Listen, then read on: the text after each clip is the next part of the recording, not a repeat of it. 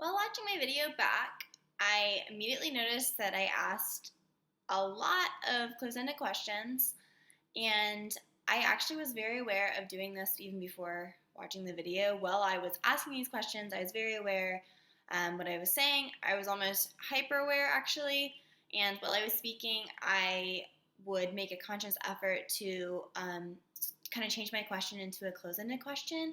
For instance, in the beginning, I say, what did your parents do to upset you? Can you tell me a little bit more about it? Because I realized it had been a closed-ended question, and I should have just begun saying something along the lines of, could you tell me a bit more about what your parents have been doing to upset you?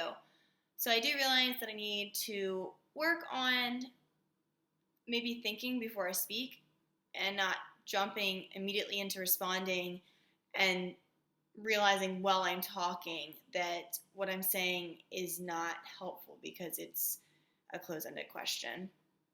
I also notice that I say as a response quite frequently, and I personally did not intend that to be interruptive at all. However, watching it back as an outsider, it comes off very dismissive, almost condescending to an extent, as if I'm brushing off his feelings, maybe rushing what he's saying.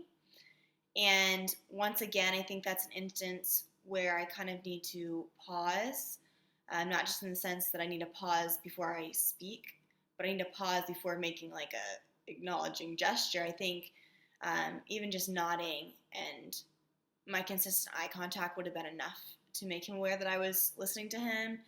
And I don't think it was necessary for me to constantly say, However, on another note, kind of tied into that, I do think I did a really good job with eye contact.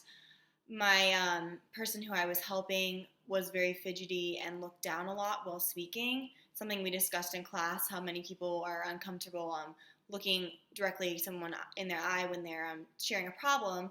However, I made a conscious effort to continue focused on him and look at him even when he was looking down or around and not maintaining my eye contact.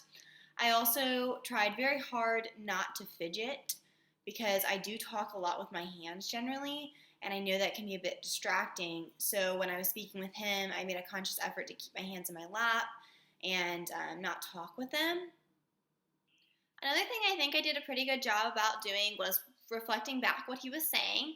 I do notice that some of my responses were a bit lengthy and may have come across convoluted simply because I was doing that thing where I would begin with the closed-ended question and kind of transition into an open-ended question, making my response kind of long.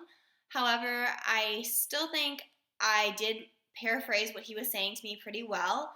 And in doing so, I believe that my responses did show that I was actively listening to him. So overall, I think I did a pretty decent job. However, the closed-ended questions is just what gets me when I watch it back. I definitely did learn a lot about myself and things that I would never have realized, and such as the noise that I frequently make when trying to respond to someone. It was really refreshing to be able to watch back the way I interact with people because I can pick out points that I need to improve on, and I can get a clearer image of the ways I need to do that.